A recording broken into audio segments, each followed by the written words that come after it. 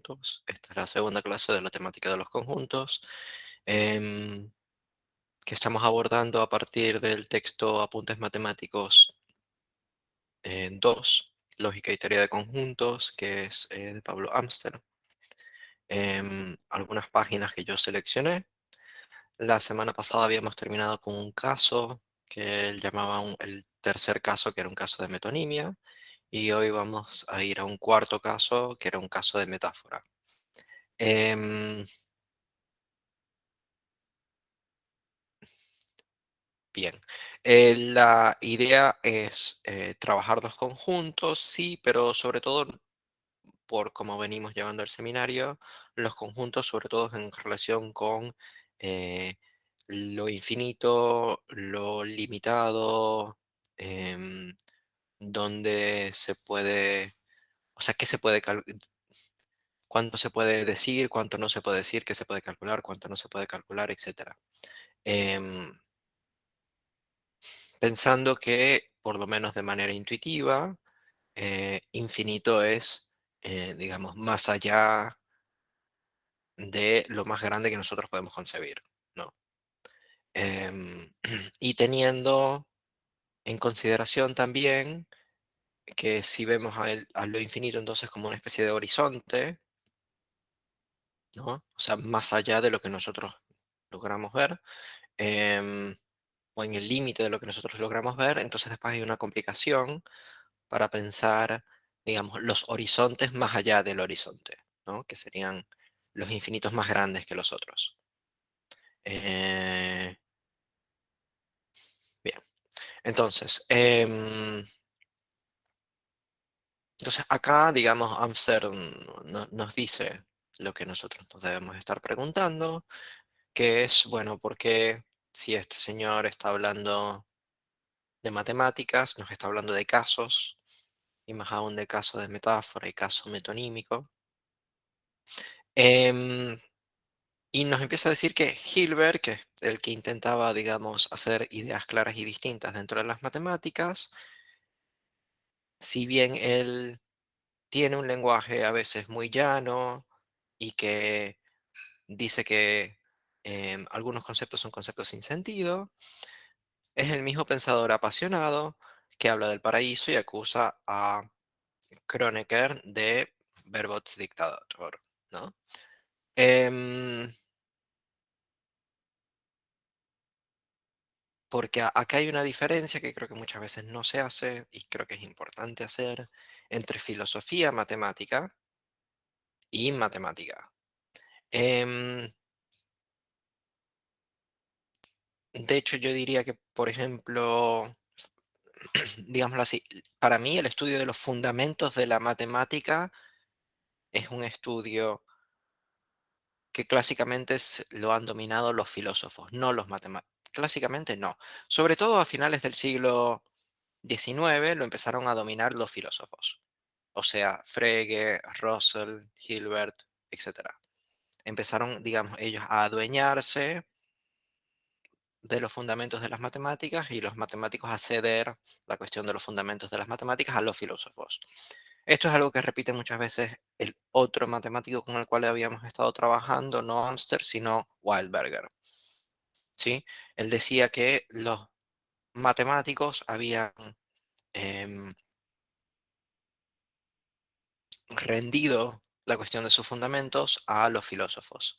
Entonces, em, digamos, la filosofía matemática, que quizás em, convenga distinguir de la matemática, entiendo yo que acá Amster está diciendo que en la filosofía matemática suele haber mucha más lenguaje florido, pudiéramos decir, como por ejemplo hablando del paraíso o el Verbotsdiktator, em, que de letras y axiomas, por ejemplo, que sería como una definición un poco más clásica de la matemática, ¿no? La manipulación de letras y axiomas. Cuando los matemáticos dejan de escribir trabajos de matemática para volcarse a reflexionar sobre la matemática, ahí tenemos ese movimiento hacia la filosofía, pudiéramos decir, ¿no? De la matemática hacia la filosofía.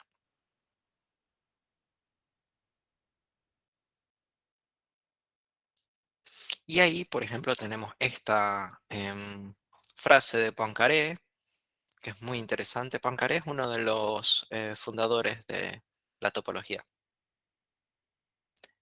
Y Poincaré dice, definir cero por nulo y nulo por ninguno es abusar de la riqueza del idioma francés.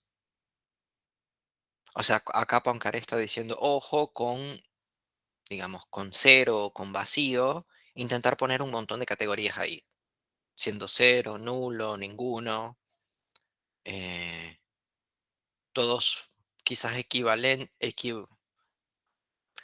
En las matemáticas quizás se puede hacer equivalente, cero, nulo y ninguno en algunas matemáticas, pero Poincaré dice, ojo, porque hacer eso es abusar de la riqueza del idioma francés.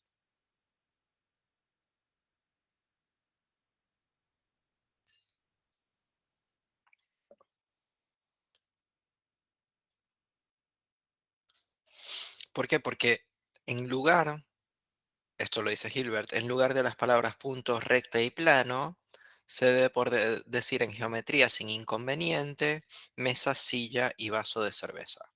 Esto es algo que yo no digo así justamente, pero que a mí me van a escuchar muchas veces decir. Yo normalmente lo digo como con gato y cosas así. Pero que en las matemáticas no importan los nombres. Nos estamos metiendo con esta cuestión, con qué relación tienen los nombres con los objetos matemáticos. Acá, en esta cita de Hilbert, podemos ver que, bueno, uno debería poder cambiar punto por mesa, silla por recta y plano por vaso de cerveza y decir, em, las sillas paralelas son aquellas que no se cortan en ninguna mesa. Se entiende, ¿no? Las rectas paralelas son aquellas que no se cortan en ningún punto. Las sillas paralelas son aquellas que no se cortan en ninguna mesa. O quizás un conjunto de rectas perdón, un conjunto de sillas puede definir un vaso de cerveza. Que digamos que para nosotros es absurdo, no tiene ningún tipo de sentido decir que un conjunto de sillas define un vaso de cerveza, ¿no?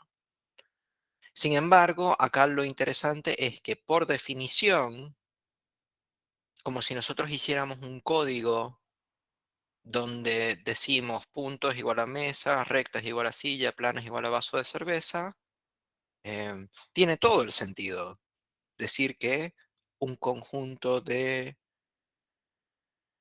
sillas te puede dar un vaso de cerveza.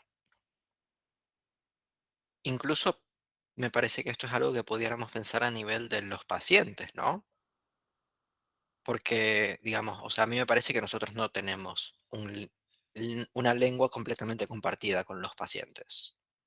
O sea, digo, a veces los pacientes dicen alguna cosa que nosotros, eh, cuya definición nuestra difiere de la definición de ellos, ¿no?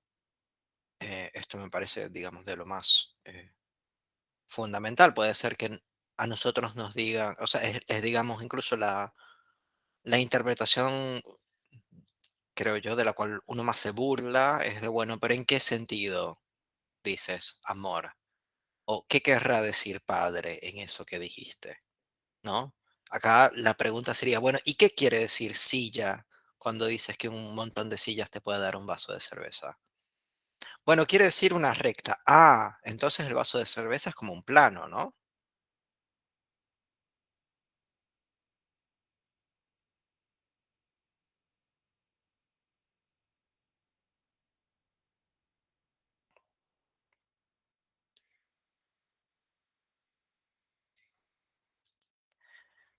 Y esto es importante. Sin embargo, las palabras, no importa cuáles sean, son imprescindibles cuando se trata de transmitir la matemática.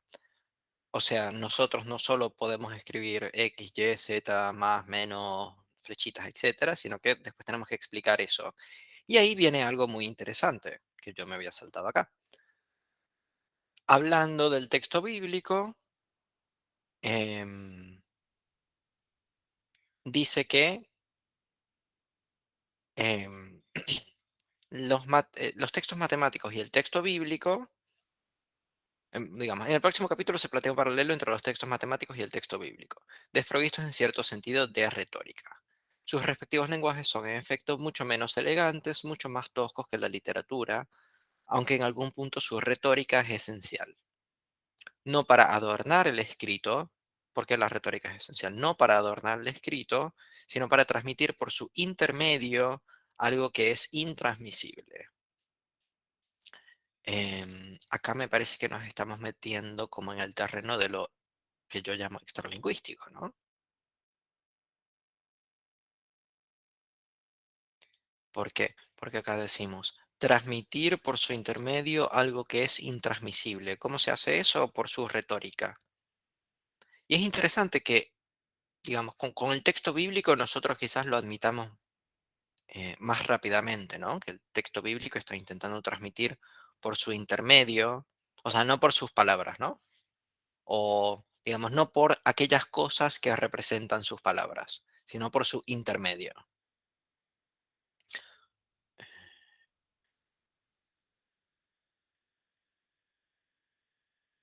Su retórica es esencial para transmitir por intermedio algo que es intransmisible. Porque la palabra no es suficiente para dar cuenta de Dios, por eso el Dios de la Biblia no se puede decir. Su concepto va más allá de sus diversos nombres, como la matemática. Dios se revela independiente de los términos. ¿Qué querrá decir todo esto? A mí me parece muy interesante, ¿no? Porque está expresando la posibilidad de expresar algo inexpresable. Quizás el segundo expresar que ahí tiré, o sea, expresar la expresión, no, pero quizás expresar la transmisión de algo intransmisible. Eso es la manera que lo está diciendo Amster, ¿no? ¿Cómo se pudiera transmitir algo intransmisible? Alguien, por ejemplo, pudiera decir que el psicoanálisis o el saber del psicoanalista es algo intransmisible, ¿no? Y acá nos estamos preguntando cómo transmitir por su intermedio, ahí ya tenemos una pista, ¿no? Por su intermedio algo que es intransmisible.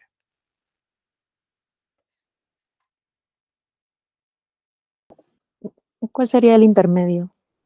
Por ejemplo, en psicoanálisis. Em, ok, el intermedio es como muy difícil de definir, ¿no? Porque para definir el intermedio se necesitan definir dos, llamémoslo extremos. No es lo mejor. Quizás bordes sea mejor. O dos límites para que exista un intermedio, ¿no? O sea, no es que hay un intermedio en sí. No es que yo te puedo señalar, este es el intermedio, sino que te tengo que decir, existe esto otro, y ahí está el intermedio, entre esos dos. Hay algo muy interesante acá, que es que ese intermedio, acá, por lo menos como lo está diciendo y que Adorno, Amster, no es eh, un vacío, no es, ¿cómo se decía acá? Cero, nulo, ninguno, no es eso. ¿Por qué? Porque transmite algo. Es el medio de transmisión de algo intransmisible, ese entre, ese intermedio. Quizás una manera de pensarlo sería entre líneas, ¿no? Como lo que se dice entre líneas, lo que se dice implícitamente, quizás son palabras para pensar lo intermedio. Claro, ¿cuál es el problema con cuando tú me haces esa pregunta? Yo tengo el problema de que, ok, ¿cómo señalo yo? ¿Cómo indico yo? ¿Cómo, no? ¿Cómo pongo yo el dedo en aquello que es lo intermedio, que justamente siempre va a escapar a mis posibilidades de indexación, de índice, ¿no? De señalamiento. Pero justamente ese es el problema en el que estamos metidos. Es muy buena tu pregunta, porque tu pregunta como que hace eco de la pregunta que nos estamos haciendo. Ok, eso que nosotros estamos trabajando como lo intermedio, ¿qué sería? ¿Qué características tiene? Por lo menos podemos decir que tiene la característica de que es un medio por el cual se transmite algo intransmisible. Eso ya a mí me parece una definición muy interesante, porque entonces realiza una imposibilidad, ¿no?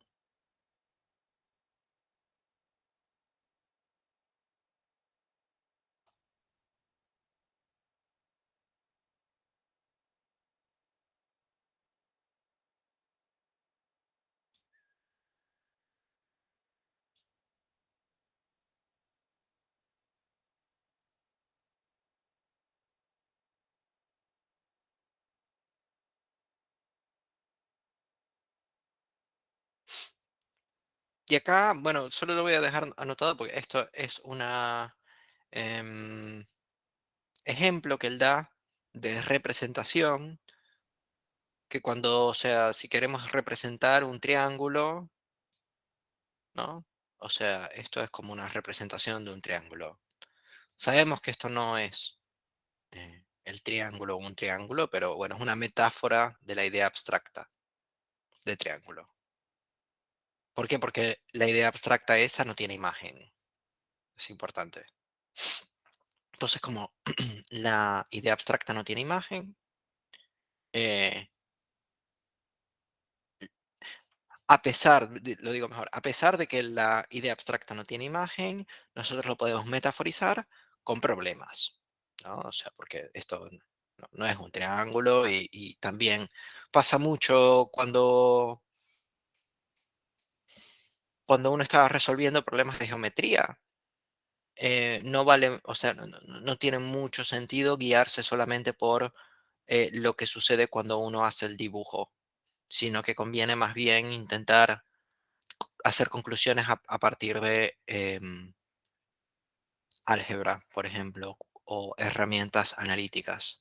¿Por qué? Porque los dibujos a veces pueden tener imperfecciones o pueden hacernos pensar que el cruce de la línea está, no sé, medio centímetro antes de lo que debería estar y eso cambia por completo. Que bueno, uno dibuja mal. Toda representación es una metáfora, quizás una manera de forzar la realidad.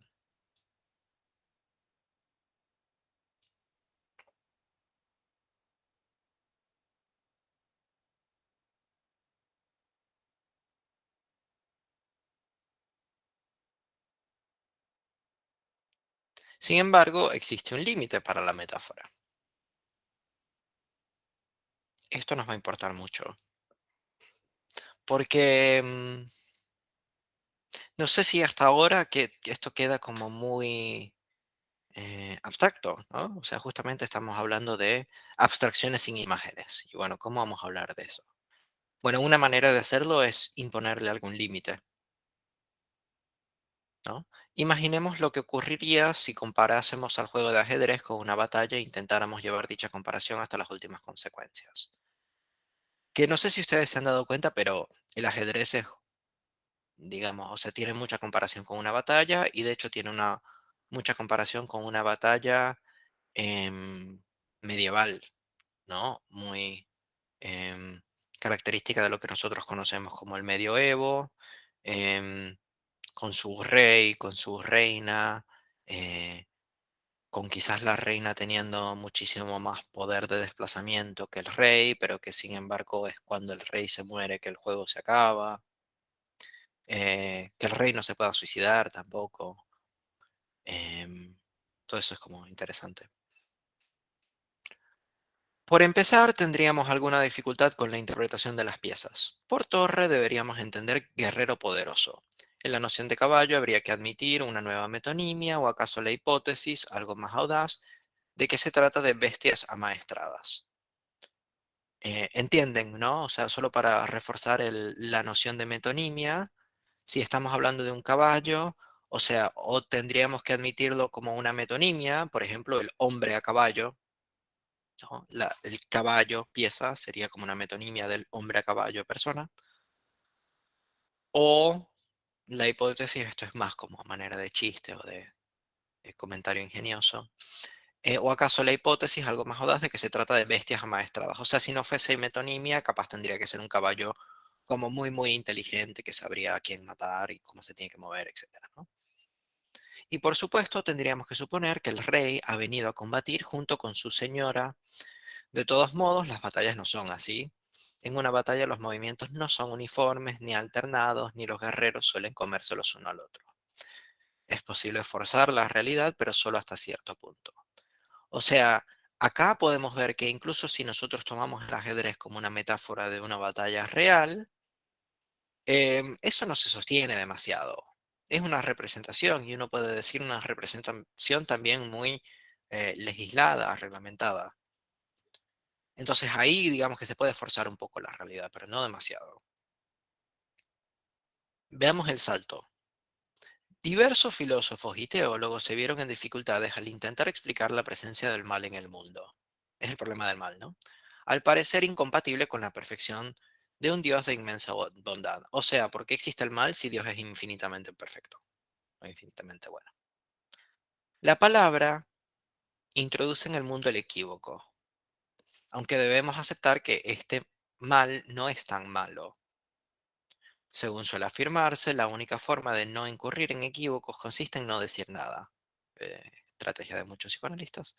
La poesía, el arte en general, justifican plenamente que nos resignemos a aceptar tanto al equívoco como a la contradicción.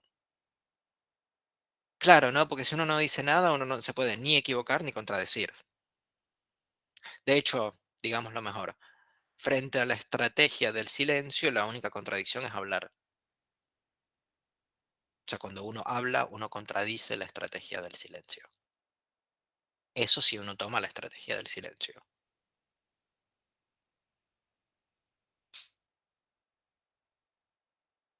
Incluso en la matemática, en donde también se encuentra con frecuencia aquello que alguna vez se denominó sorpresa retórica. Existe una rama de la matemática, la topología, que es llamada informalmente geometría del caucho, pues en ella dos figuras se consideran equivalentes cuando puede pasarse de una a otra por medio de una deformación sin cortes o desgarraduras. Em, Esto es muy importante, y me gustaría que hoy, dentro de lo posible, quede más o menos asentada esta definición, porque la vamos a tomar después. Recordemos que conjuntos es un tema que nosotros estamos medio injertando en el desarrollo más grande que ha sido como el desarrollo más hacia la topología, y que nuestras últimas clases van a ser casi exclusivamente de topología. Entonces, esto de lo cual estamos hablando ahora, esta rama de la matemática, la topología, que es llamada informalmente geometría del caucho, nos es muy importante en este momento. Pues en ella dos figuras se consideran equivalentes. Fíjense en esta definición. La definición de la topología se hace a partir de una definición de equivalencia, ¿no? O sea, digámoslo así. Se habla de topología cuando la equivalencia es la siguiente. Entre dos figuras es la siguiente. Se puede pasar de una a otra por medio de una deformación sin cortes o desgarraduras. Otra manera de decir eso, sin cortes o desgarraduras, es que los vecinos siguen siendo vecinos. ¿Te entiendes, no? Porque si estos dos dedos son vecinos y digamos yo los puedo mover y no importa. Pero ahora el corte o la desgarradura es cuando hago que esos dos dedos dejen de ser vecinos. ¿Sí? Por ejemplo, si deformamos un círculo podemos obtener un cuadrado. De ahí se desprende que ambas figuras son topológicamente equivalentes. De esta manera, durante una clase de topología puede producir hasta cierto placer el poder decir que una circunferencia es esto. Tal como hace Lacan en el seminario sobre la carta robada, podemos preguntarnos si no es el hecho de que todo el mundo se ha burlado lo que constituye aquí nuestro placer. ¿Por qué todo el mundo acá sería burlado? Porque estamos diciendo que esto es un círculo, una circunferencia. Esto evidentemente no es una circunferencia, es un cuadrado, que son dos figuras diferentes, según la equivalencia que nosotros manejamos de la geometría euclidiana. Sin embargo, según la equivalencia de la geometría topológica, esto no es una burla porque efectivamente así se define la equivalencia dentro de la topología.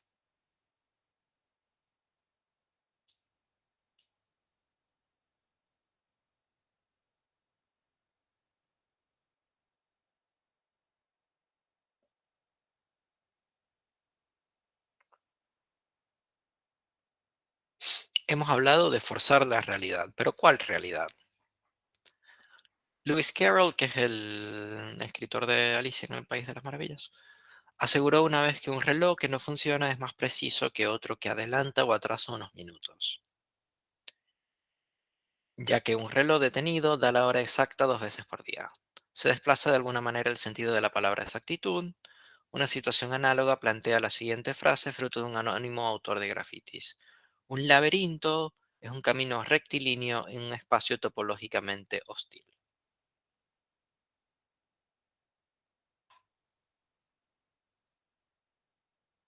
Los ejemplos anteriores bastan para recrear aquel placer al que nos referimos párrafos atrás.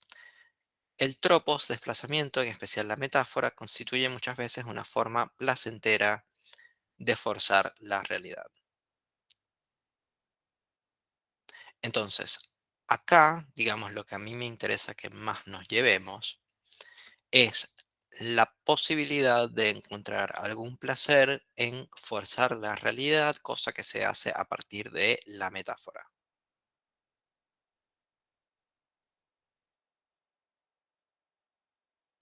Eso Amster lo está llamando un caso.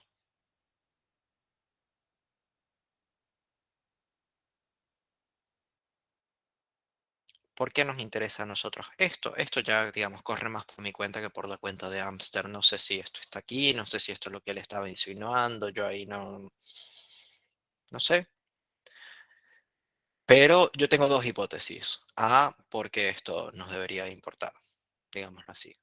La primera sería, uno, el poder pensar la relación, porque recuérdense que nos venimos hablando más bien es como de lo infinito, ¿no?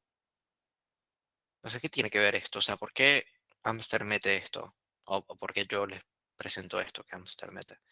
Em, por un lado, por una relación entre la realidad y el forzamiento de la realidad y el infinito. Porque efectivamente nosotros nos pudiéramos preguntar si en la realidad cabe algo como lo infinito. O sea, si nosotros cuando hablamos de infinito estamos haciendo alguna especie de referencia posible a la realidad o no, ¿no? Para decirlo así, quizás uno admita que quizás abstracto y realidad sean como o quizás lingüístico y realidad, y ustedes ahí metan, no sé, lo que ustedes piensen que es opuesto a la realidad. Entonces, lo infinito estaría más bien de ese lado de lo abstracto o de lo lingüístico y no del lado de la realidad. Sin embargo, quizás, de nuevo, como viene acá, quizás haya un placer en deformar la realidad para que pueda incluir lo infinito.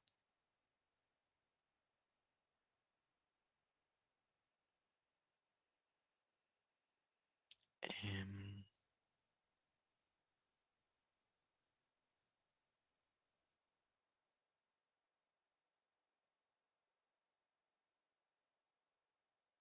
Porque después hay otro forzamiento, que es el que vamos a ver ahora.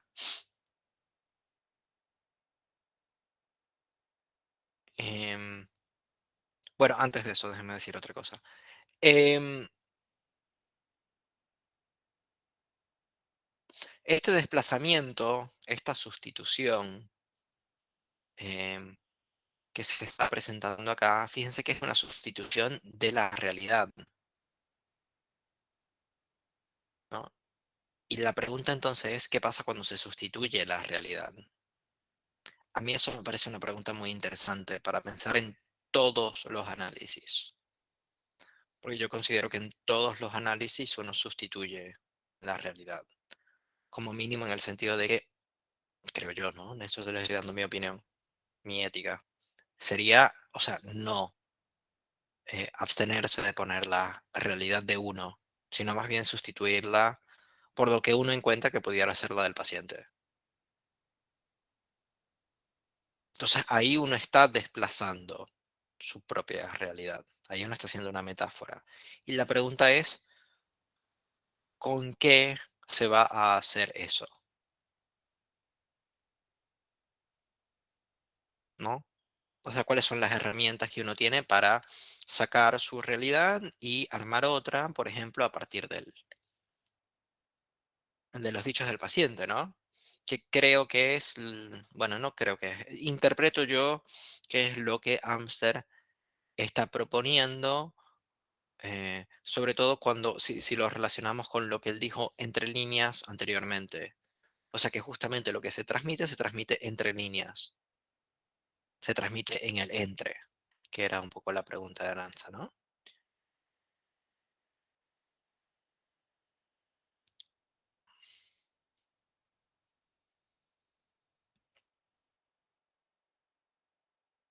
Entonces, si bien, ya te doy la palabra, si bien podemos,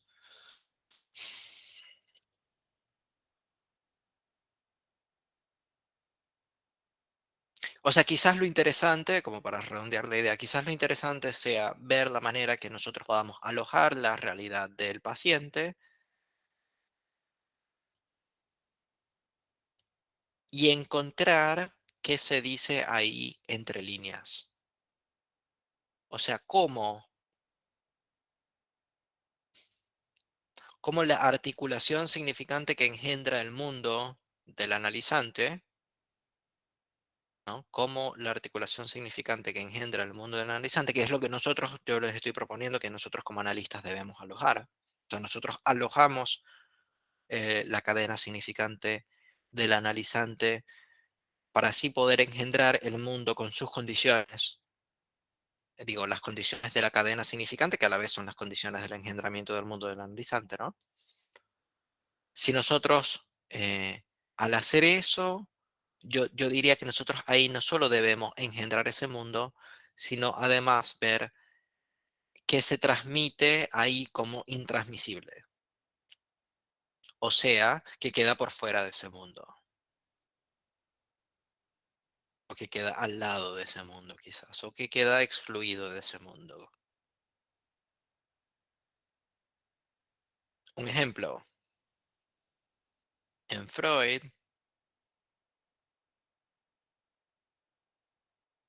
si en Freud lo que le permite a él hacer mundo son los procesos sexuales orgánicos, o sea, la condición de inteligibilidad del mundo para Freud son los procesos sexuales, perdón, los procesos sexuales orgánicos.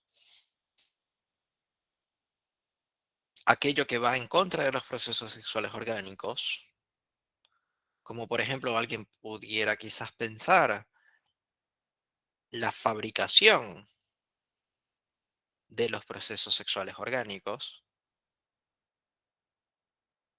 la manipulación de los procesos sexuales orgánicos, eso sería ilegible dentro del mundo freudiano, o como mínimo sería un error o quizás incluso una patología. ¿Por qué? Porque eso queda en su imposibilidad de transmisión, o sea, como intransmisible, o sea, no se puede transmitir, que eso queda ahí como imposible, ¿no? No se puede realizar esa imposibilidad, de ese entre no puede advenir un sujeto hablante, eso queda desechado, eso queda por fuera. O sea, no se puede escuchar eso en el mundo freudiano. Entonces queda como, como una voz de afuera, digámoslo así, ¿no? Como una voz foránea, como una voz extranjera, una voz fuera del mundo. Es una referencia a Dune. Disculpen lo nerd. Maximiliano, ¿qué ibas a decir? Em, me quedé pensando en que vos proponías, si mal no entiendo, como poder hacer una metaforización, un cambio, pero no sé de qué, porque si el resultado es que quede la realidad del analizante, ese sería el resultado, habiendo hecho la metáfora, habiendo hecho el cambio, si lo que queda es la realidad del analizante, ¿para qué viene a sesión, digamos? Si él ya viene con su realidad, o esa no es la propuesta. Ok. em, no, si me pudieras precisar, si estás preguntando para qué viene el analizante o qué hacemos nosotros, te lo agradecería. Porque creo que son dos preguntas diferentes y no me quedó claro a cuál te estás dirigiendo tú, o si es a ambas también sirve ambas.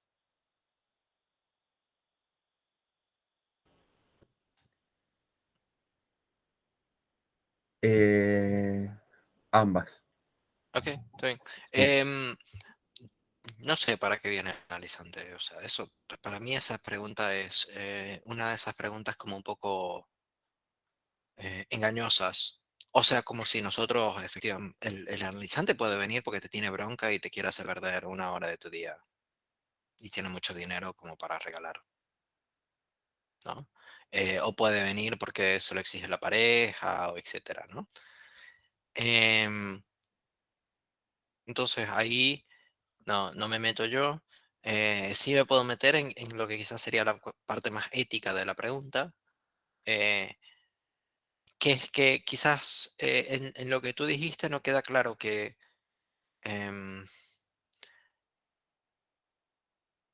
cómo ese mundo se transmite. O sea, primero creo que no quedó claro qué ese mundo se transmite y segundo, cómo. O sea, porque no es que el paciente nos da un pendrive, ¿no? Un dispositivo de memoria, ¿no? Con su mundo y nos dice, ten. Él tiene que hacer un esfuerzo de transmitir eso. Y lo que yo estoy diciendo es que entonces no es solo ese esfuerzo de transmisión que el analizante tiene que hacer y que nosotros también tenemos que hacer con el analizante, ¿no? O sea, el- eh, eh, para poder alojar algo no basta con que alguien te lo dé, ¿no? O sea, tú tienes que poder alojarlo. Entonces, transmisión, alojamiento, ¿no? Eh, y lo interesante es que a través de ese proceso de transmisión y alojamiento, se ve que hay puntos ciegos, se ve que hay intransmisibles, se ve que hay cosas que no se logran transmitir. Regresemos a esa parte.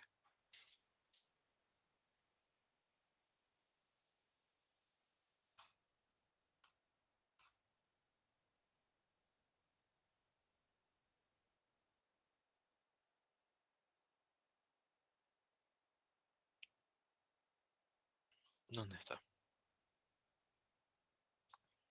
Acá.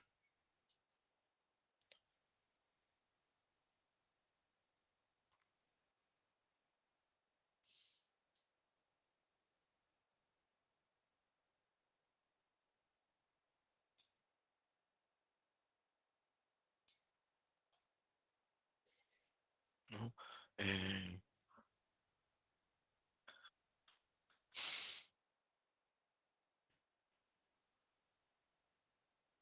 esto es lo que me interesa, ¿no? Transmitir por su intermedio algo que es intransmisible. Sobre todo porque el paciente te viene diciendo mesa, silla y vaso de cerveza. O sea, yo abogo mucho por un trabajo lógico, ¿no? Sin embargo, ese trabajo lógico, no es que el paciente te viene diciendo P y Q, y te dice P, por lo tanto Q, por lo tanto R, y uno dice, ah, P, por lo tanto R, eso no. Él te viene diciendo mesa, silla y vaso de cerveza. Quizás parte de lo que se transmite por su intermedio a lo que es intransmisible tenga que ver, por ejemplo, con mesa, silla y vaso de cerveza, en vez de P, Q y R. Que es un poco la pregunta de, está bien, tienes como síntoma el dolor de panza, pero ¿por qué será que cada vez que em, tu pareja te cambia los planes de la cita, te da dolor de panza y no dolor de cabeza? O sea, es la pregunta por la materialidad. O sea, ¿por qué se te asienta el síntoma en la panza y no en la cabeza? Sería la pregunta, ¿no? Quizás esa pregunta por la materialidad acá sea interesante, porque quizás ahí es donde uno puede interpretar, no sé si es que efectivamente esté ahí, pero uno puede invitar a interpretar algo que es intransmisible, ¿no? Eh,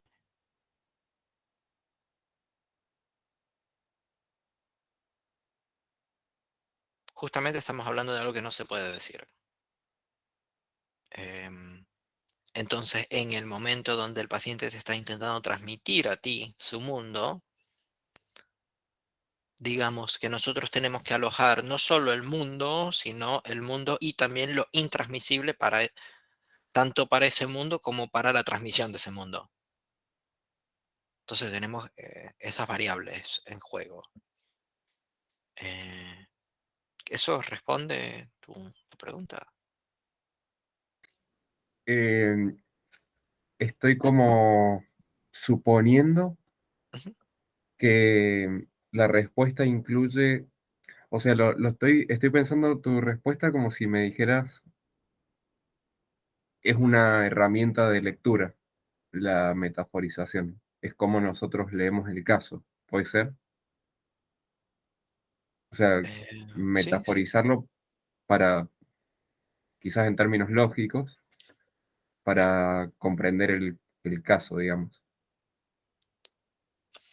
Pero el caso ya viene metaforizado. Claro. Igual me parece que estás en lo correcto cuando dices que nosotros lo metaforizamos, lo remetaforizamos, digámoslo así, ¿no? Ujú. Eh, lo metaforizamos como un segundo grado y eso nos lleva a la lógica. Ok. Eh, pero sí, sí, sí me parece que estamos hablando como de estrategias de lectura, pero lectura y escucha, digamos, o sea, un poco como las dos al mismo tiempo, porque, o sea, creo que muchas veces también conviene que lo que estemos escuchando, o sea, conviene, pues saben que metáfora es básicamente sustitución de términos, ¿no? Entonces, si lo que nosotros escuchamos lo, lo, mm, lo caracterizamos nosotros como una metáfora, eso quiere decir que vino a sustituir otro término. Entonces, nos es lícito preguntarnos por ese otro término que el término metáfora vino a sustituir. En este caso, digamos, o sea, con el caso del infinito, la pregunta es un poco esa, o sea, ¿de qué es metáfora el infinito? De la realidad seguramente no es.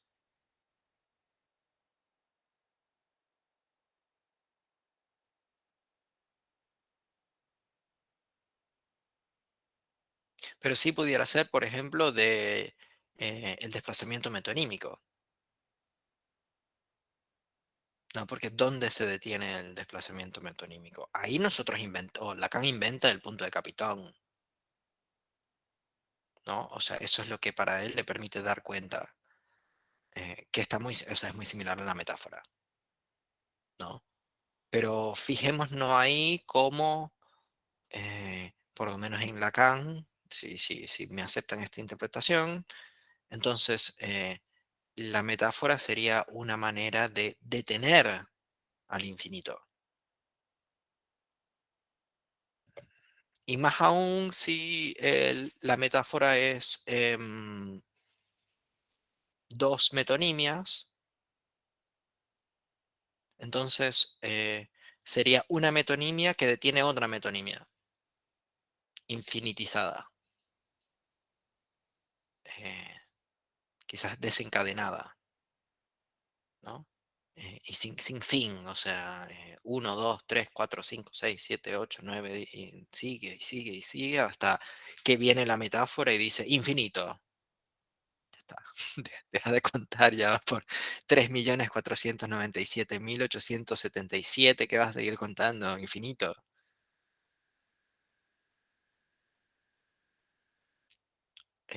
Aranza. Sí, que,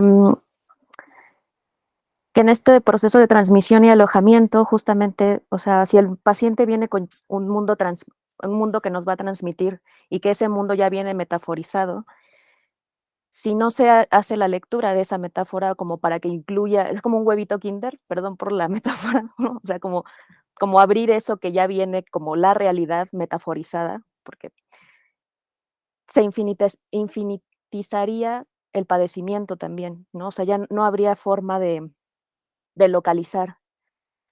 A partir de también nosotros usar la metáfora, o sea, porque, bueno, es el lenguaje, la herramienta, ¿no? No sé si, mm, Y ahí estaría lo que no se puede transmitir de ese mundo, pero al leerlo, interpretarlo, como que daría luz a una otra cosa que estaría ahí. Que si no o sea, si no está la función del analista, por así decirlo, se pasaría como, bueno, es parte de mi mundo, ¿no? Como paciente, o sea, ni siquiera habría la posibilidad de cuestionarlo, de ponerlo en tensión o de abrirlo. No sé. Ok, yo no sé si entendí muy bien lo que dijiste, voy a intentar responder igual. Em,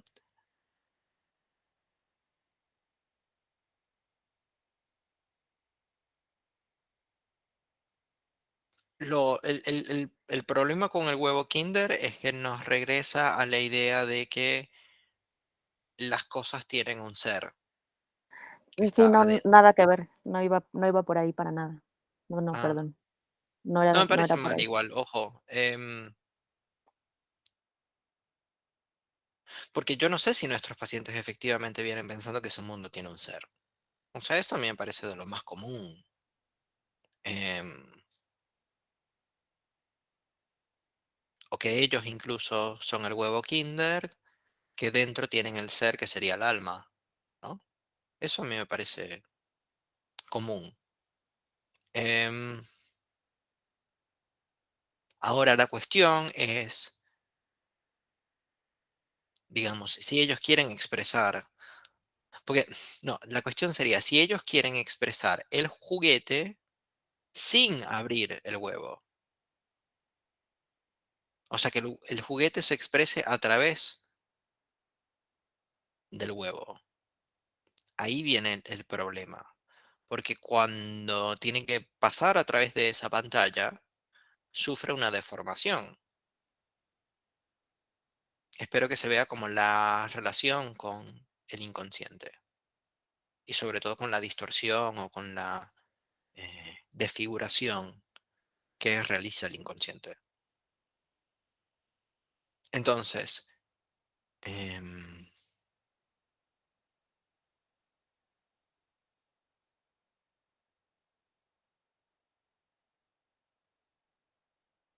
nada, eso creo que es lo que puedo decir respecto de eso.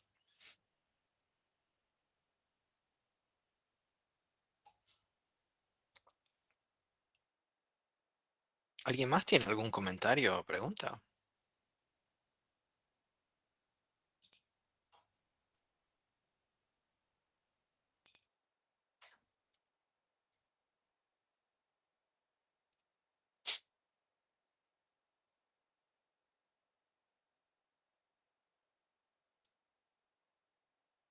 Bueno, seguimos entonces.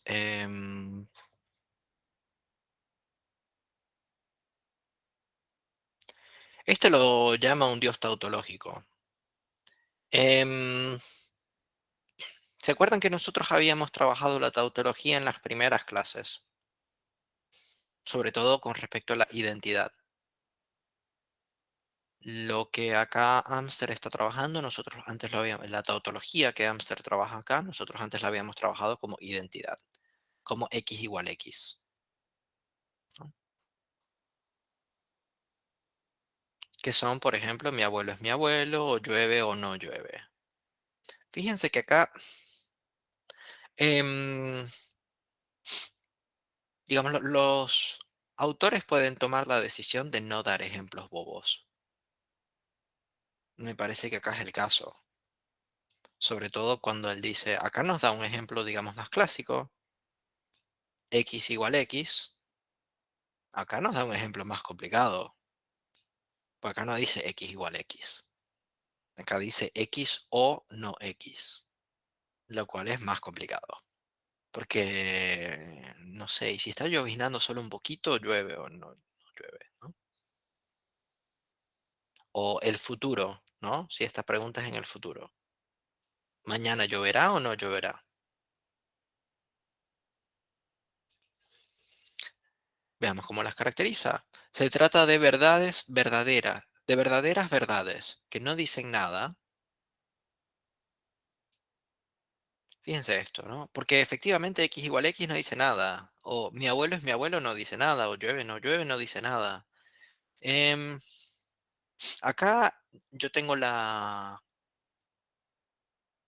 salvedad, yo acá pongo el asterisco de decir, em, dicen mi abuelo o dicen llueve, en el sentido de ya hacen referencia a algún contenido.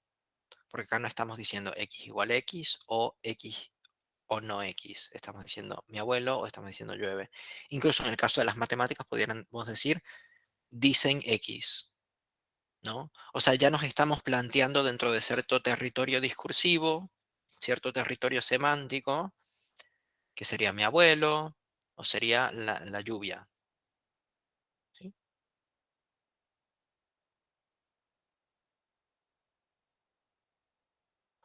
Entonces tenemos que Bernard Russell dice que la matemática es una vasta tautología. O sea, uno de los que más se preocupó por los fundamentos de las matemáticas a principios del siglo XX dice que la matemática lo único que es una tautología muy, muy grande. O sea, que no dice nada, lo único son encadenamientos entre letras.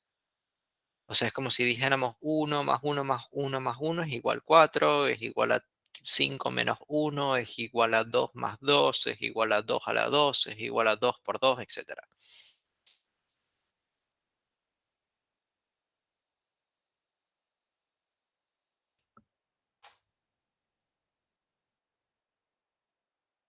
No importa si el resultado final de cualquier mm,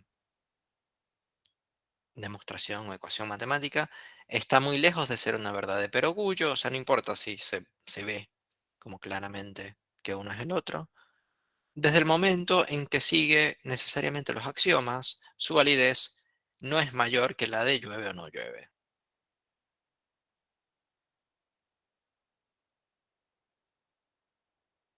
La frase de Russell convierte a todo teorema en un encadenamiento más o menos largo de tonteras, sin que ello signifique que su logicista autor creyese que las matemáticas se compone de verdaderas verdades que no dicen nada. ¿Se entiende? O sea, es como si las matemáticas fuesen un encadenamiento más o menos largo de cosas que son obvias.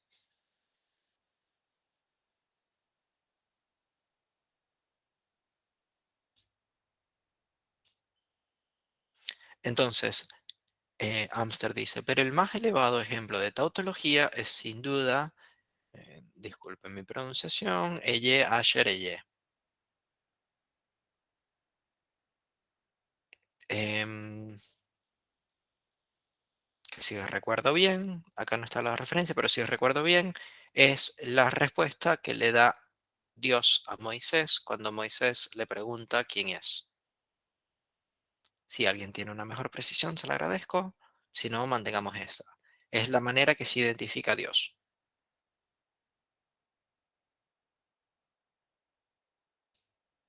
Eh, Esta frase singular se lee soy el que soy. Y uno se dice acá, Amster dice, creamos uno en Dios, debemos admitir que ciertamente es el que es, como lo admitiríamos como de cualquiera, ¿no? O sea, si Yana me dice yo soy la que soy, sí, Maximiliano me dice yo soy el que soy, y sí, ¿cómo negarle a algo que es lo que es, ¿no? Salvo el significante, ¿no? Recordemos, o sea, acá tengamos como punto de comparación o de oposición al significante del cual o sea, que nosotros hemos caracterizado como no ser lo que es, ¿no? Como ser diferente de lo que es. O incluso la definición, ¿no? En el sentido de X es igual a Y. Ahí no podemos decir tampoco que se trata de una tautología necesariamente, sino que podemos decir que, bueno, que quizás no es el que es. El Dios de la Biblia es un Dios tautológico. Nada lo define mejor que la tautología, o más bien, nada lo define excepto la tautología, como si para hablar de la matemática nos viéramos forzados a decir que la matemática es la matemática, o es matemática aquello que no es no matemática. Que es más o menos como se responde muchas veces en psicoanálisis contemporáneamente, ¿no? O sea, como una especie bueno, te vuelvo a decir lo mismo hasta que entiendas o que dejes de preguntar.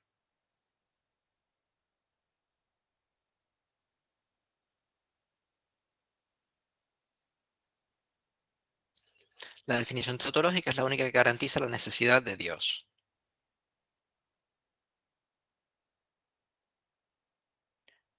Cualquier otra marcaría un límite de acción. O sea, la única manera que tenemos de garantizar la necesidad de Dios es hacer una tautología. Cualquier otra, o sea, por ejemplo, en vez de decir x igual x, decir x igual y, ¿sí? Cualquier definición marcaría un límite a su perfección. Este argumento ha sido usado para mostrar algunos de sus atributos, como el de ser infinito e indivisible. Eh, esto, para esto vean las demostraciones de Dios por parte de San Anselmo, que después retoma Santo Tomás, quizás, San Agustín. Es lo que yo les había dicho antes, digamos, em, por ejemplo, el principio del primer motor, que si una piedra se mueve es porque alguien la pateó, si alguien la pateó es porque alguien se pensó en patearla y bueno, ¿qué es lo que mueve a todo el universo? Dios, ¿no? Esa especie de... no debe extrañar que tales atributos se encuentren siempre expresados en forma negativa, infinito, indivisible, forma negativa, no finito, no divisible. De un ser perfecto solo puede decirse lo que no es. El lenguaje imperfecto no puede definir, delimitar a Dios. Por eso la tautología. Una recta es una recta es una recta. Eso es una referencia como una rosa es una rosa es una rosa. Em,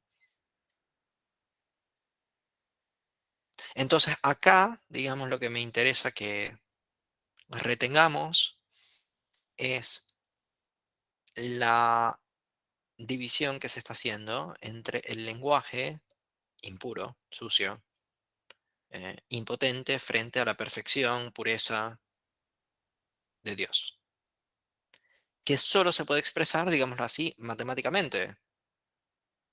Pues recordemos que él justamente nos viene hablando de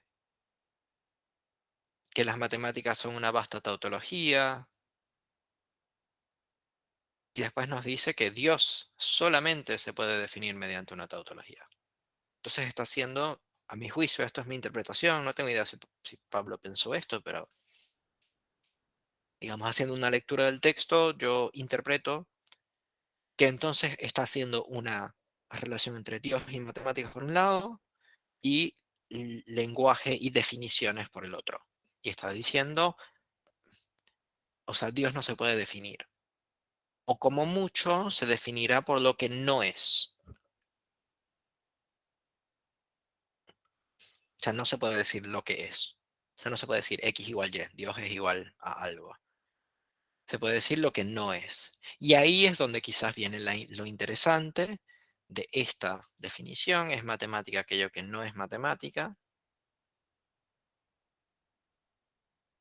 Y de esta definición acá arriba, de llueve o no llueve, donde vemos la posibilidad de definir a partir de una negatividad, ¿no? O sea, eh, porque acá, o sea, es como si Dios es amor, ¿no?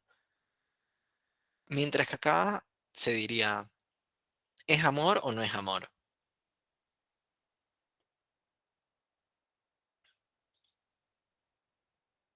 Entonces, digamos, según entiendo yo, acá, bueno, según mi interpretación, acá entonces, o sea, la definición de Dios no sería de este lado, tautológica, sino más bien de este lado, definitoria, quizás. Pero fíjense cómo estas definiciones dependen de lo que se llama el silogismo disyuntivo, que es básicamente A o B, no A, por lo tanto B. O sea, llueve o no llueve, no llueve, por lo tanto llueve. Perdón, no. Sí.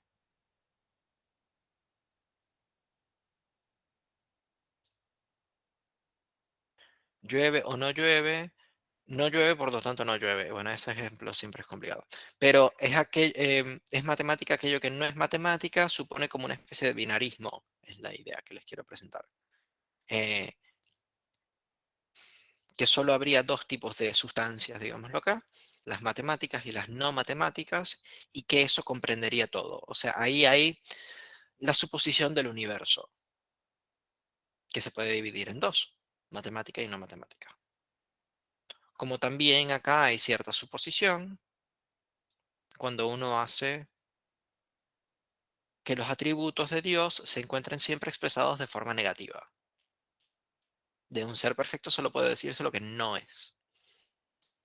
El lenguaje imperfecto no puede definir o delimitar a Dios. Por eso la tautología.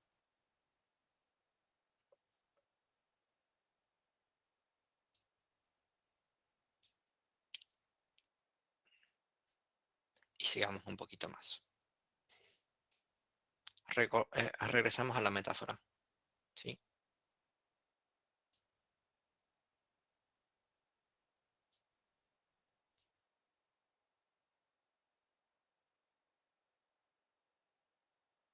La metáfora se clasifica dentro de los tropos, figuras de desplazamiento. Esto es bien claro cuando el poeta, en un repentino arranque de atontada inspiración, escribe blancas perlas para referirse a los dientes de su amada. Em, Esto a mí me parece muy interesante, ¿no? El repentino arranque de atontada inspiración. Esa es como la chispa creativa descrita por Amster.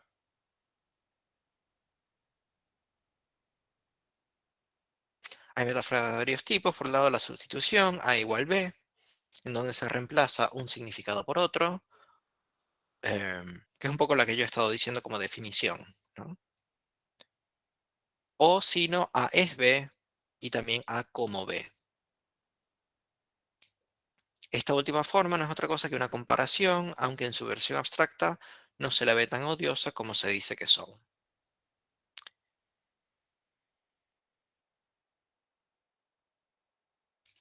Perdón.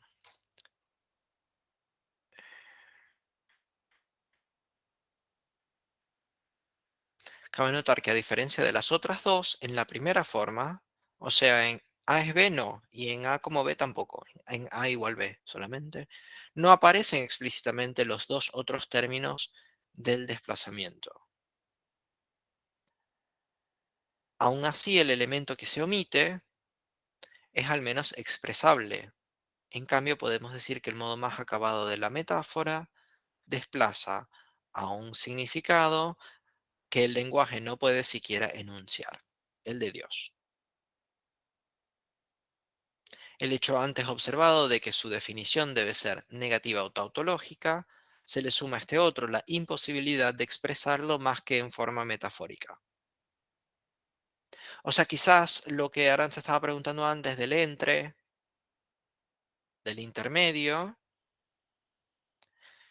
acá quizás Amster nos está poniendo una complicación, ¿no? Porque él nos está diciendo que, o sea, Dios se puede expresar de una manera metafórica.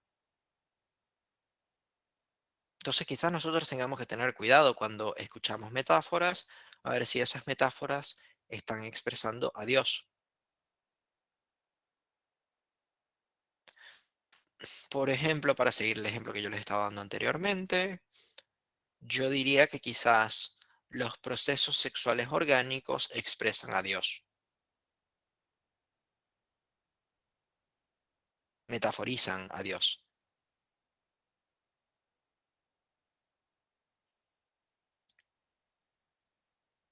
En la matemática, algo similar ocurre con cualquier número irracional. Por ejemplo, 3.1415, al que se puede dar un nombre muy bonito como pi, pero nunca escribir por completo. ¿Se ven que esto es lo que veníamos trabajando nosotros? Eh, Acá hay algo que yo no sé si entendí, y se los presento como para ver si ustedes tienen alguna idea. Pues fíjense cómo acá dice que cabe notar que a diferencia de las otras dos, en la primera forma A igual B no aparecen explícitamente los dos términos de desplazamiento. Em, ¿Cómo no? O sea, ¿cuál es la diferencia entre A igual B, A es B o A como B? Yo la diferencia que veo es la igual, o sea, el signo de igualdad, el es o el como, ¿no? Em, pero nos dice que en la primera forma A igual B no aparecen explícitamente los dos términos del desplazamiento. Em,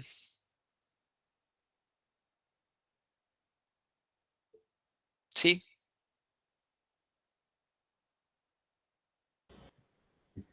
Em, me- no sé si con el es, pero a mí me parece que a diferencia del igual, el cómo hace que la A se mantenga, digamos.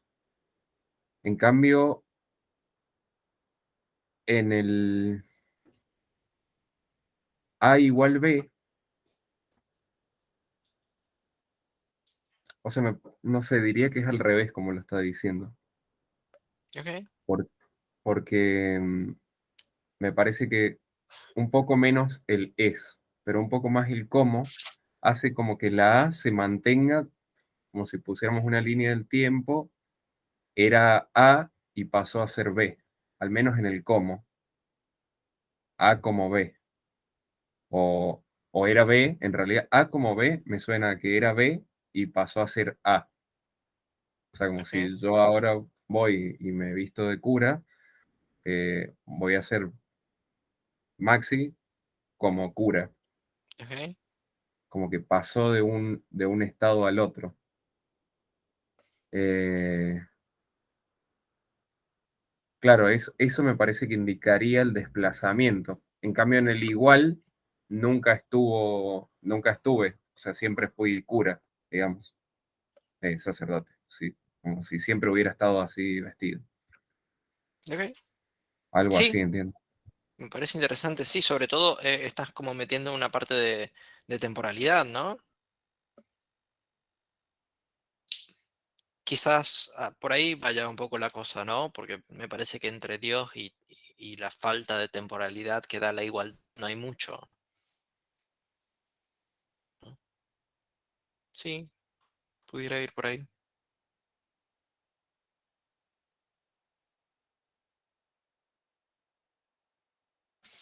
Y esto también es interesante, ¿no? El modo más acabado de la metáfora desplaza a un significado que el lenguaje no puede siquiera enunciar. Esto que estábamos diciendo antes como intransmisible, ¿no?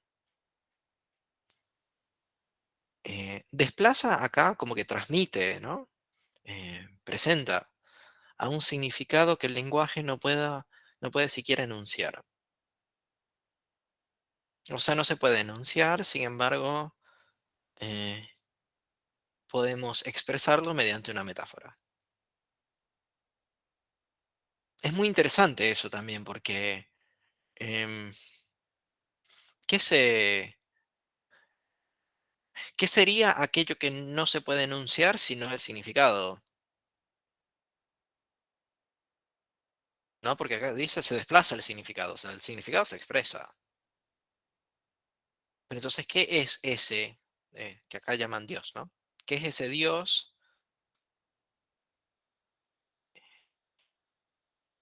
no enunciable, pero cuyo significado se puede metaforizar?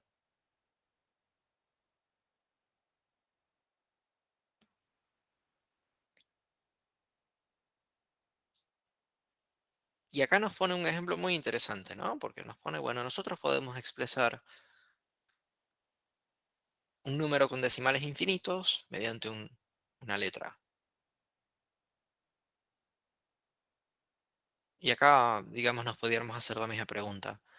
eh, ¿Qué sería ese pi? O mejor dicho, ¿qué sería esto enunciable? ¿No? Porque después del 3 no voy a seguir hablando, pero hay 3 puntos, ¿no? O, ¿qué sería eso? ¿No? ¿Qué sería esa elipse no enunciable, pero que se puede escribir mediante pi, mediante esto, entre la letra griega pi?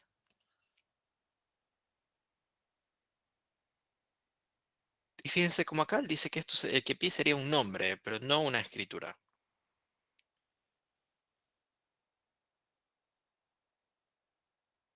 Esto se debe a que sus cifras son infinitas y no periódicas. Espero que esto ya nos resuene.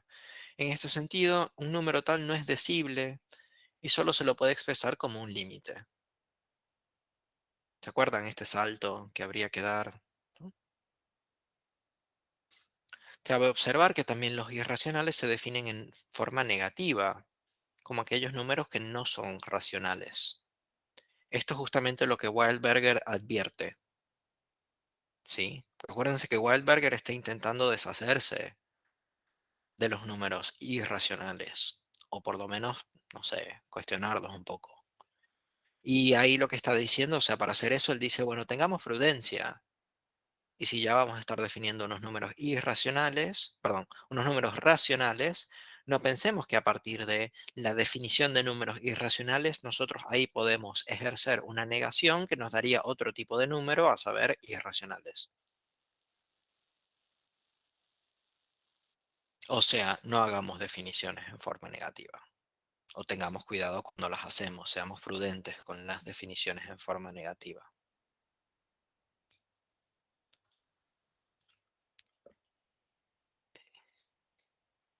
Más dentro de nuestra parroquia, yo diría que no basta decir que eso no, sino que conviene decir que sí. O sea, no basta decir Freud no.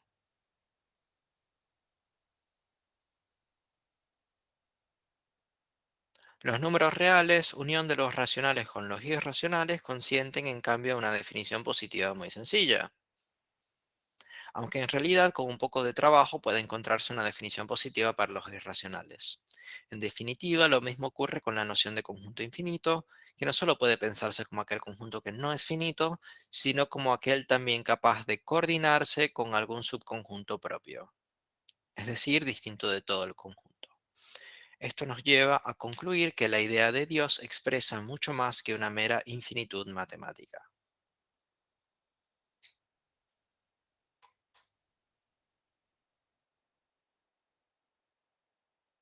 El más pequeño de los infinitos es el infinito llamado numerable, que como vimos en el capítulo 4 está caracterizado por aquellos conjuntos que pueden escribirse como una sucesión. El caso más evidente es el de los números naturales 0, 1, 2, 3, 6, etc. Nosotros antes de comenzar la grabación nos estábamos preguntando si quizás el inconsciente sería un infinito de este tipo, numerable. Lo introduzco para que podamos también manejarlo dentro de nuestras opciones, ¿no? Quizás, pensemos un poco a ver si quizás lo que vamos a leer ahora se puede más o menos relacionar. Puede verse fácilmente que también los números racionales, conscientes de enteros, se escriben en forma de sucesión. En cambio, la famosa demostración diagonal de Cantor muestra que los números reales no son numerables. Y en consecuencia tampoco son los irracionales, ya que con la unión de dos conjuntos numerables perdón, ya que la unión de dos conjuntos numerables es numerable.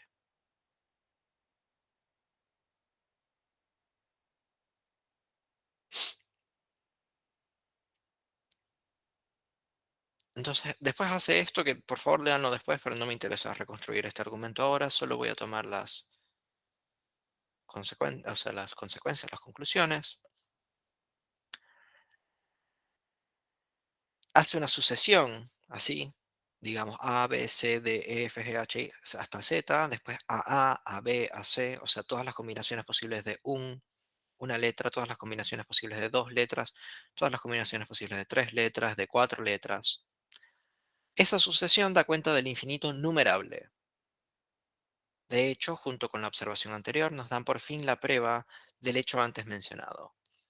Esto es lo que nos interesa. El lenguaje usual es insuficiente para dar un nombre diferente a cada número irracional. O sea, no podemos nombrar todos los números irracionales. Los números irracionales se escapan a nuestro lenguaje usual. ¿Por qué? Porque son un infinito tan grande que nuestro lenguaje infinito no logra dar cuenta. Quizás ahí sea interesante pensar algún concepto estructurado como un lenguaje, ¿no? El inconsciente, que sea infinito, pero que ahora tenemos que pensar no solo que sea infinito, sino en qué grado de infinito. ¿Es un grado cero de infinito, o sea, el infinito más chiquito? ¿O es un grado mayor de infinito, como por ejemplo lo son los números irracionales? Acá Amster nos está diciendo que el lenguaje usual es insuficiente para dar un nombre diferente a cada número irracional, lo que quiere decir que los números irracionales son más grandes, o la cantidad de números irracionales es más grande que la cantidad de términos en el lenguaje usual. Podemos nombrar a mucho, a una infinidad de ellos, podemos tomar un número cualquiera y ponerle un nombre, pero no podemos poner un nombre distinto a cada uno. Una explicación, ¿no? Básicamente, de lo que argumentamos anteriormente. Esta limitación del lenguaje explica muy bien el carácter impronunciable del nombre de Dios, cuya inaccesibilidad se pone de manifiesto en diversos pasajes de la Biblia.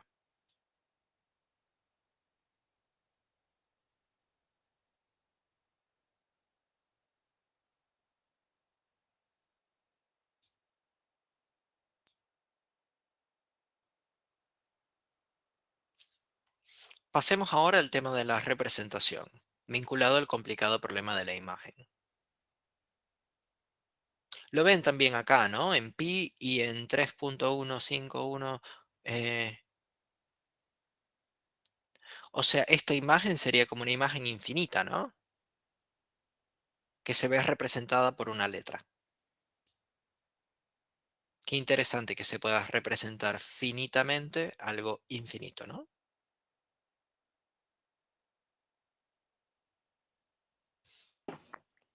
¿Y no sería ahí como lo que estabas diciendo de A igual a B? O sea, pi igual a eso que no se puede representar, pero que usamos el pi para poder representarlo, y para poder ubicarlo, acotarlo. Sí, digamos, o sea, te voy a responder de una manera quizás Ujú, lacaniana. Sí, a condición de que en vez de escribir A igual B, escribamos O igual B. Y no sepamos si después hay que ponerle la colita al A. Porque hay que ujú. acordarse que 3.14 no se termina de escribir. Entonces no se sabe si es una A hasta que se termina de escribir. Por eso digo la O.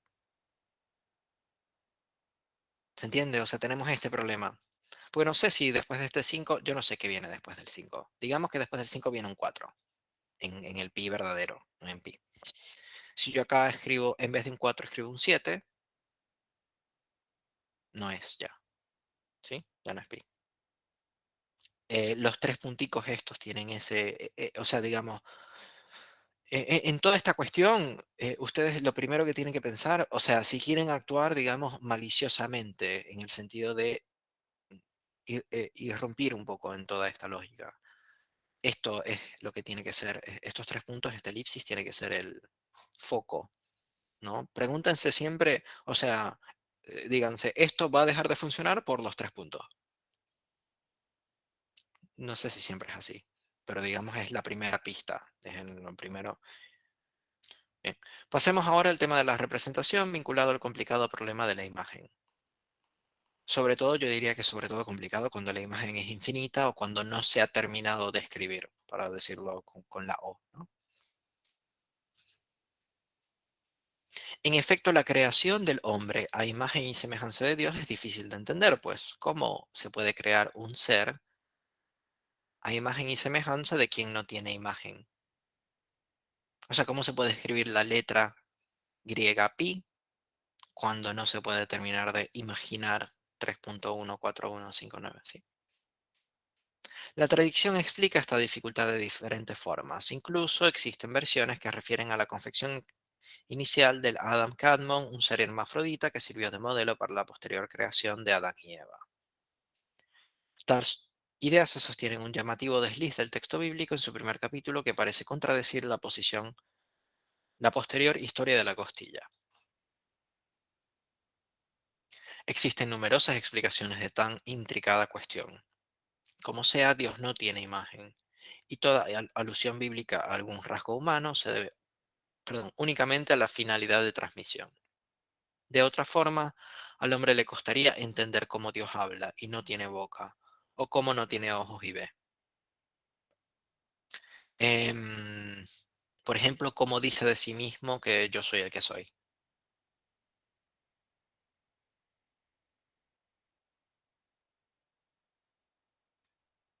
Algo similar ocurre en la matemática. El dibujo que hacemos de un triángulo, por ejemplo, no es el triángulo. Es como una metáfora del triángulo a su imagen y semejanza, que sirve para reforzar nuestro entendimiento. Yo esto como para quizás poner alguna especie de conexión, quizás esto también lo pudiéramos pensar con los pacientes, ¿no? O sea, a veces cuando, o ustedes mismos en análisis, a veces no sé si lo que logran decir, o yo por lo menos lo que he a veces logrado decir en un análisis, se corresponda exactamente a lo que yo estoy pensando, sintiendo en ese momento, ¿no? O sea, yo tiro algo ahí porque es lo que puedo decir, es la metáfora que tengo para lo que yo estoy buscando decir. Me parece que no soy el único paciente que hace eso.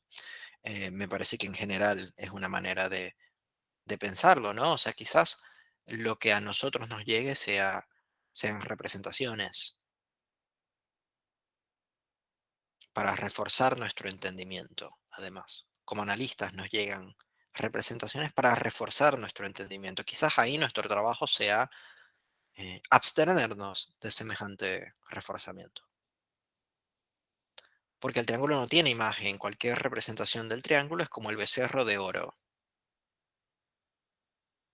No sé si tiene esencia, pero el becerro de oro es un falso ídolo por el cual Dios termina castigando.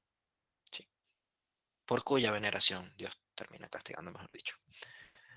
Eso puede llevarnos a imaginar a un furioso Euclides bajando del monte y haciendo añicos las tablas de sus postulados ante nuestra pizarra. Como efectivamente se hizo con la geometría no euclidiana, ¿no? Sin embargo, la matemática acepta esta especie de idolatría, por la cual Platón se negó a considerarla verdadera episteme, pues ayuda a comprender mejor las nociones abstractas. Es más que una ayuda. Muchas veces muchas veces un simple dibujo puede inspirarnos el enunciado de algún teorema, al que con un poco de buena fortuna los postulados permitirán demostrar en forma rigurosa. O sea, a veces con estas representaciones, si bien son falsos ídolos, nosotros las podemos componer de tal manera de que a nosotros nos llegue, eh, cómo decía esta? Atontada inspiración era. Bueno, la manera con la cual él se expresó, sí. Repentino arranque de atontada inspiración, ¿no? Quizás a partir de las representaciones, quizás a pesar, digámoslo así, a pesar de que las representaciones no son aquello que expresan,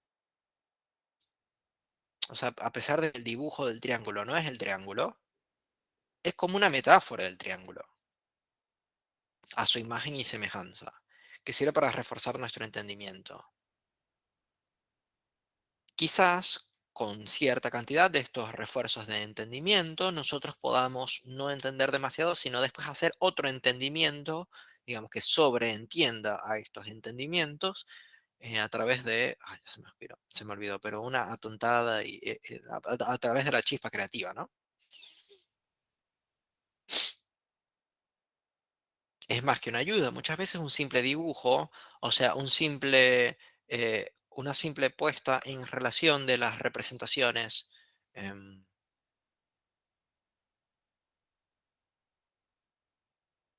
metafóricas de ideas abstractas y representables. El simple dibujo puede inspirarnos en el enunciado de algún teorema. O sea, nosotros quizás eso nos pueda inspirar,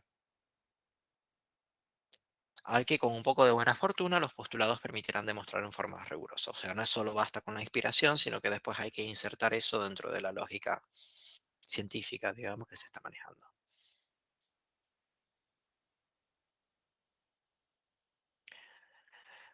Hasta ahorita todo bien, pero conviene observar que tal servicio que se brinda a la intuición puede transformarse en una auténtica ayuda en su contra. haciéndonos extraer conclusiones erróneas a partir de un dibujo. No menos astuto y burlador que poderoso que ha puesto su industria toda en engañarnos. Esto es de Descartes. Porque Descartes se imagina que efectivamente el genio maligno puede hacer esto de ayudar en su contra, ¿no? Es riesgoso hablar en términos de imagen y semejanza. Pensemos, por ejemplo, en aquella geometría débil llamada topología, que brinda una noción de equivalencia tan amplia que bien se puede decir, esta es vuestra circunferencia al tiempo que se dibuja esto. O sea, esto no tiene ni imagen ni semejanza de una circunferencia, pero no quita que en topología sea una circunferencia. De hecho, yo me preguntaría, ¿no? Si nuestra teoría conviene que, o sea, si cuando nosotros estamos representando una circunferencia topológica, ¿no? O sea, para mantenernos dentro de ese contexto de equivalencias. Si nosotros estamos imaginando una circunferencia topológica, conviene que dibujemos una circunferencia común, normal, de Euclides, ¿no? O si conviene que dibujemos este monstruo, ¿no? O sea, si yo les digo, dibújame una circunferencia topológica, ¿no? Quizás convenga dibujar esto, como para no dejarnos engañar por la perfección del círculo.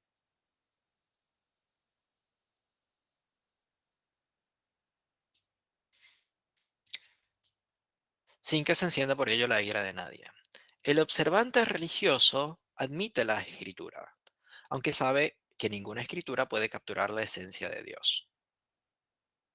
No solo la admite, para el judío el texto es sagrado hasta tal punto que su pueblo ha sido llamado el pueblo del libro. Como dijimos, la Biblia fue escrita por Dios con el fin de dársela al hombre. El matemático admite la escritura, aunque sabe que en el fondo se trata de un juego. Entonces veamos como la diferencia. Fíjense que estos dos párrafos tienen un poco de paralelismo. El observante religioso admite la escritura, el matemático admite la escritura. O sea, acá está cambiando el observante religioso por el matemático. Aunque sabe que ninguna escritura puede capturar la esencia de Dios, eso es lo que dice el observante religioso, mientras que el matemático sabe que en el fondo se trata de un juego. No solo lo admite, para el matemático la escritura es la esencia de su actividad. Los teoremas no son más que combinaciones de letras. Muy a menudo, durante la semana, el matemático sueña que ellas reflejan propiedades de mundos existentes y significan algo. Como me parece que nosotros también podemos llegar a pensar respecto de, o sea, quizás en vez de durante la semana, con signo de exclamación, tendríamos que poner nosotros durante la sesión, ¿no? Capaz nosotros nos convenga eh, soñar que las representaciones significantes que nos está presentando el paciente reflejan propiedades del mundo existentes y significan algo para el paciente, ¿no? O para el caso. Pero casi siempre se ve obligado a reconocer que en última instancia un significante como tal no significa nada.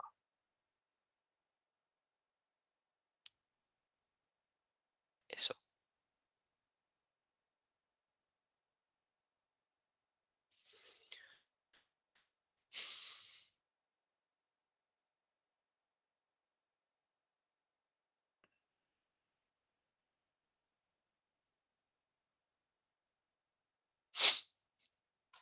Comentarios, preguntas, articulaciones.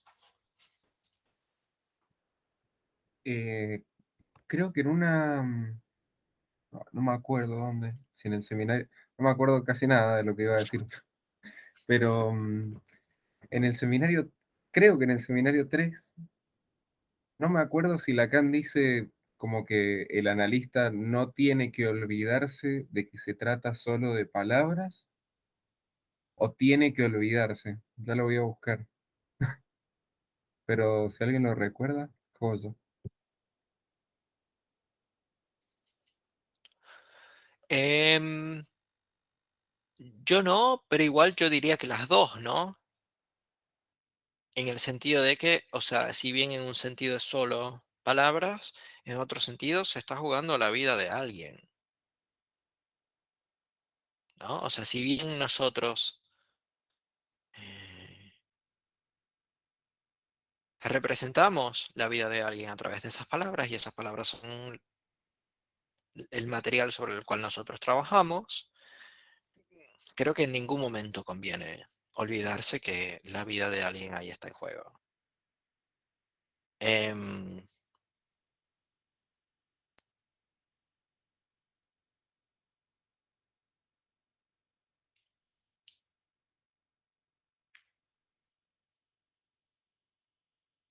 Quizás algo importante para tomar en consideración en esta visión, digamos así, solo de palabras, es que parece que hay algunas palabras que tienen más peso que otras.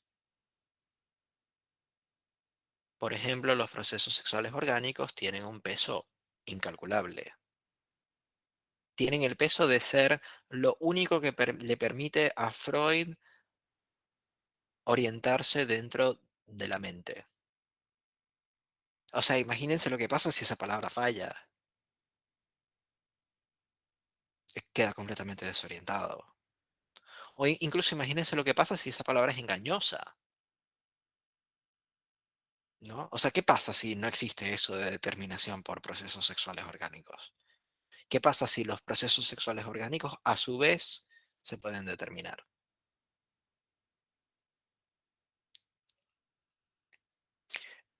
Ahí, si bien seguimos hablando de palabras,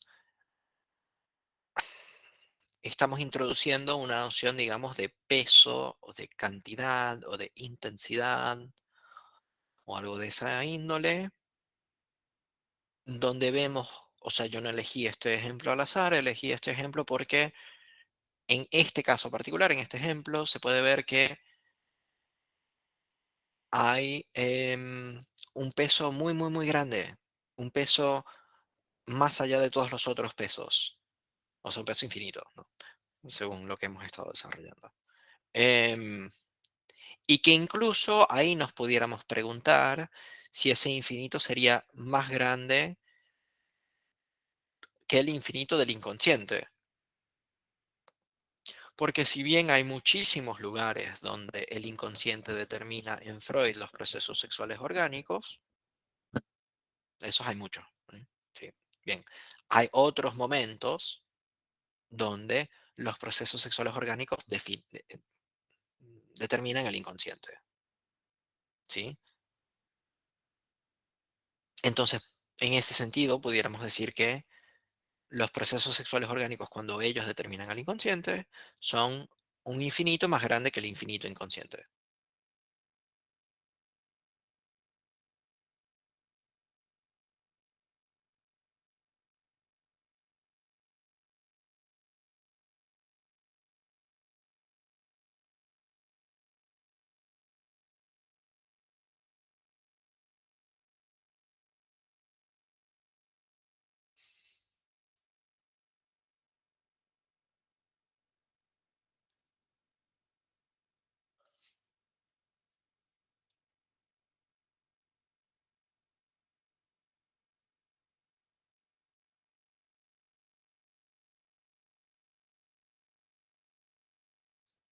Acá, digamos, en cuanto a psicoanálisis, me parece importante el concepto de sobredeterminación,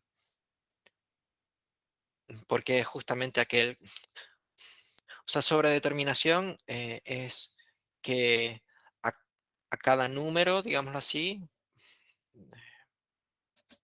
a cada formación del inconsciente le puede corresponder más de a cada formación del inconsciente le corresponde más de un pensamiento latente. O sea, que yo me chupe el dedo está determinado tanto por mi pulsión oral como por eh, el sexo oral que vi que la secretaria de mi padre le estaba haciendo cuando entré a su oficina.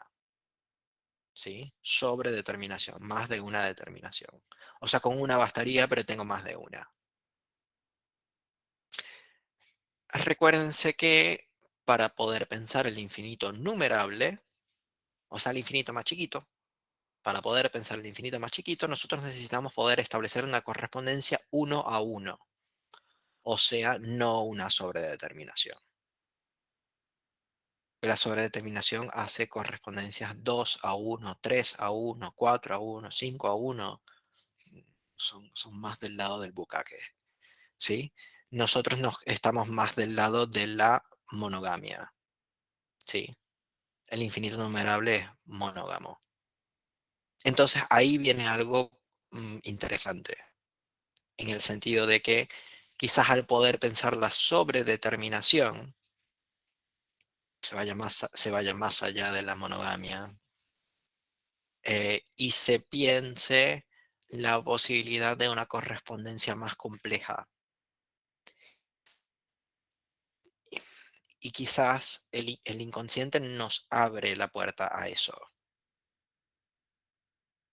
a la posibilidad siempre, porque acuérdense que el inconsciente básicamente lo que dice es que no es numerable, porque justamente no es aquello que primero se ve. Em, el inconsciente básicamente lo que dice es x igual x, o sea, x será cualquier cosa menos x. ¿Sí? Aquello que tú estás viendo como una rosa representará, básicamente puede representar lo que sea, menos una rosa. Y ahí es donde quizás nosotros tengamos que pensar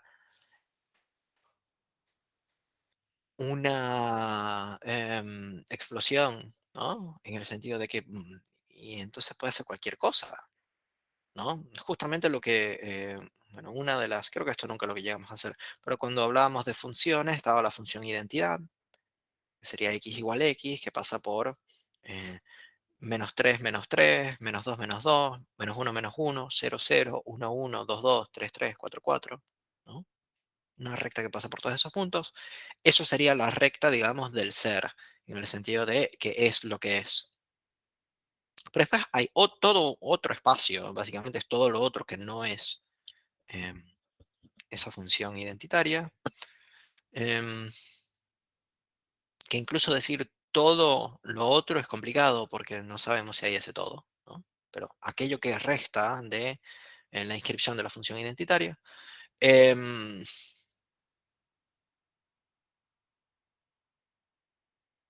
todo eso otro es el dominio del inconsciente. En el sentido de que es el dominio del significante, en el sentido de que o sea, está soportado por la negación de que x sea igual a x.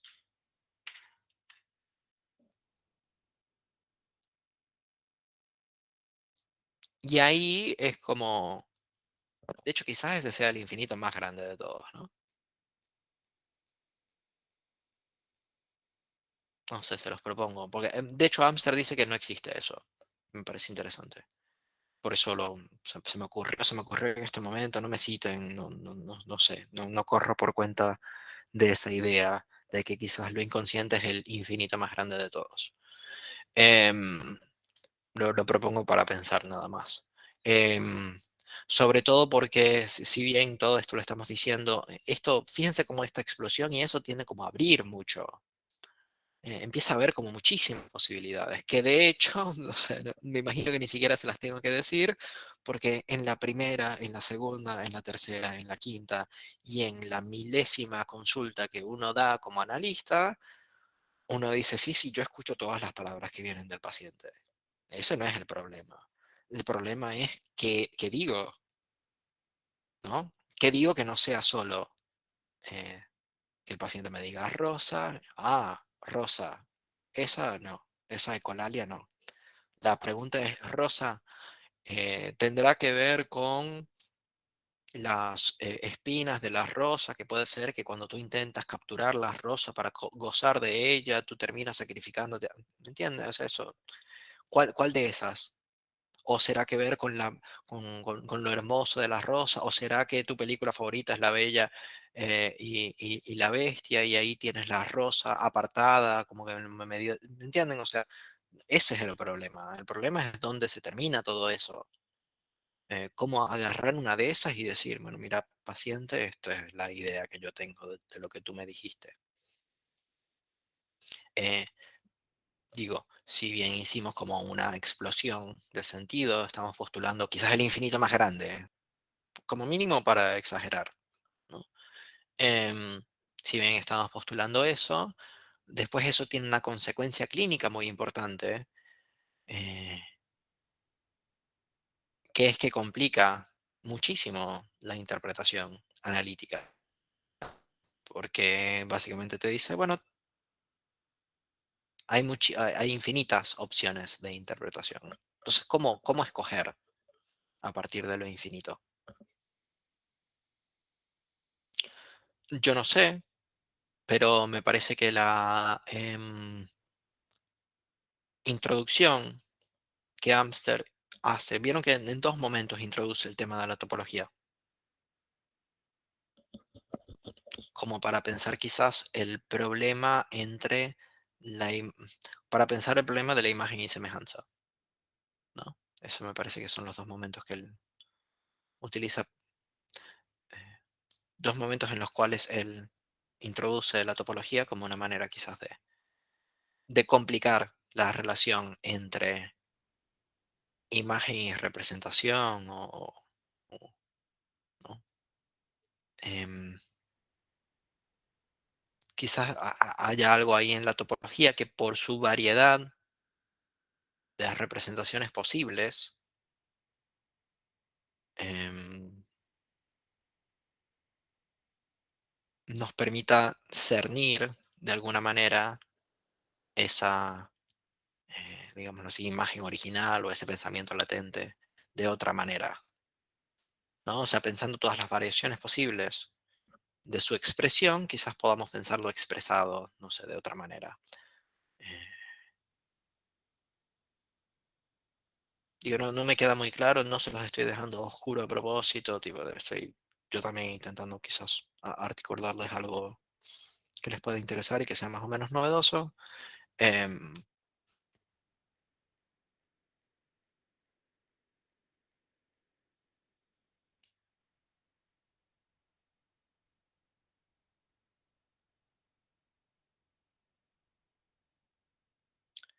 bueno, ¿algo más?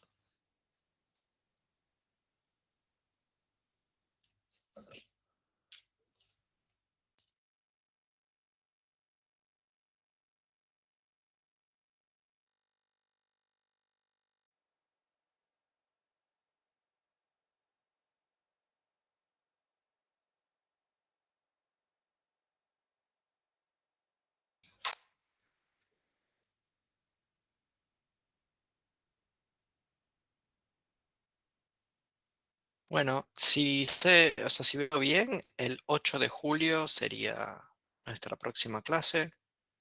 Em, a ver si logro. Sí. Que sería sobre vecindad. O sea, ya nos vamos a empezar a meter con topología directamente. Vecindad es un concepto de topología. Em, con topología, o sea, ya, digamos, ya se acabó más la parte de juego. Ahora vienen las cosas serias. Tenemos vecindad, grafo, esfera y banda de Moebius, toro y botella de Klein, crosscap, nudos y enlaces y trenzas. Esas son las temáticas que nos quedan. Entonces, digamos, solo para que ustedes puedan ir pensando quizás la cuestión de la vecindad, esto tiene que ver con la definición que yo les estaba dando antes de los vecinos, ¿no? O sea, de la pregunta por si se pueden dividir los vecinos o no. En realidad no es una pregunta, es una respuesta que yo estoy dando. En la topología no se puede hacer eso, o mejor dicho, en la topología, cuando se hace eso, se cambia de forma. Mientras los vecinos se mantengan, se mantiene la forma. Cuando los vecinos se separan, se separa la forma. Perdón, se cambia la forma, empieza a haber otra forma. Em,